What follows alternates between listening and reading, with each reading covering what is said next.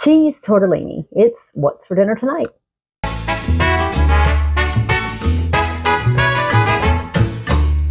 Okay, I know I tell you a lot that we're making something easy, but it seriously does not get any easier than tonight's Friday family favorite, cheese tortellini. This is nothing but a cook and put together kind of recipe. You want to grab a pre-packaged pack of cheese tortellini, your favorite kind, whatever that is. A lot of times I get the Tortello, I think it is, in the blue bag at Walmart. Is usually what I get. This time we got these at Costco.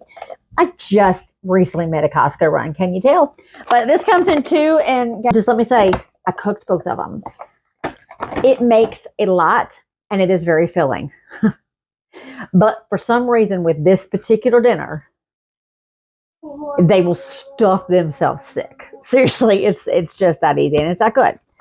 So about 5 minutes before the pasta is done cooking according to the package directions, we are going to open a bag of frozen sweet peas. Now, you can do it from the can. It's fine, but to me, the can ones seem to get a little bit mushy. So we're going to take about a half a bag of this. This is just the regular, 98-cent bag, okay? It's the smaller bag. And I'm going to pour just whatever your family likes, okay? You can use the whole bag. You can use a half the bag. Kaylee doesn't like green peas, but she'll eat it in this because, it's cheese tortellini.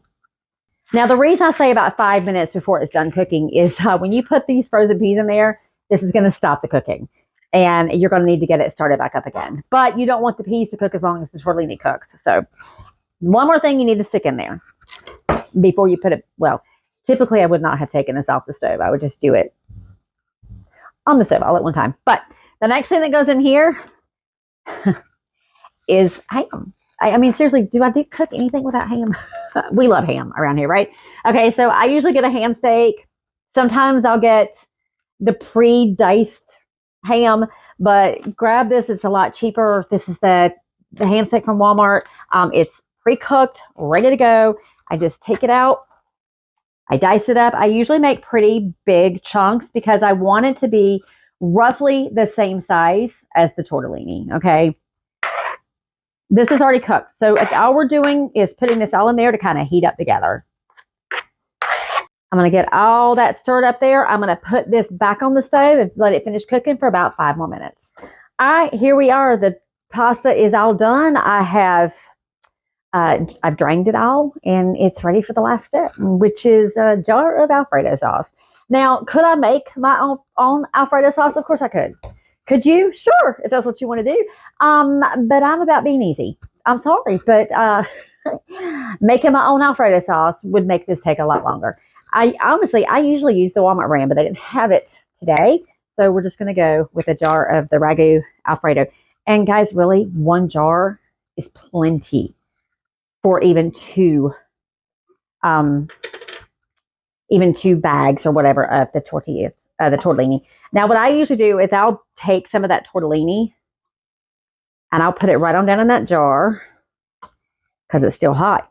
Oop, I just dropped a piece. Dolly's going to be happy. This piece of ham, too. I got that down in there. Now I'm going to shake that up. That is going to get all of that. That's going to get all of that yummy Alfredo out of there. Look at all the cheese that was still stuck in that jar. And that got most of it. We're going to stir this up. I will say one of my best friends taught me how to make this probably 20 years ago. I had gone to visit her when she lived in Atlanta. And she made this for dinner, and I have been making it ever since. And it is most definitely not just a family favorite, but an everybody favorite. We all love it. All right, let's put some in a bowl. Try to get a little more of the pasta, not as much all ham, because other people will want some. And some Parmesan on top. Y'all, that's it. It's as easy as that.